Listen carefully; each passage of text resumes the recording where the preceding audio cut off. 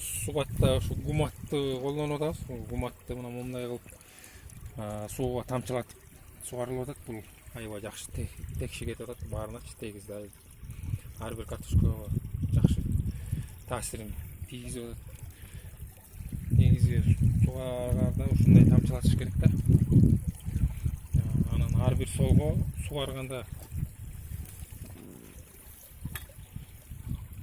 чоң сууну кое бербей, жылжытып суу ичкенде жакшы ичет да.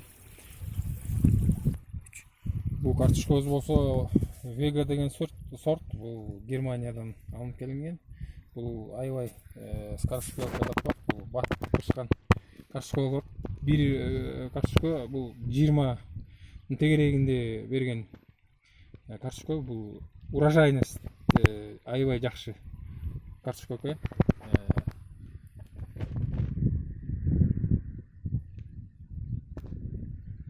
Бул картошка болсо белгилүү болгондой Голландиядан келген сорт, Пикаса деп аталат. Бул да аябай жакшы түшүмдүүлүгү. Анан булардын сабактары да жоон болот. Картошканын даамы да жакшы болот да. Азыр көп эле ушу Пикасаны жакшы көрүшөт. Даамды да болот.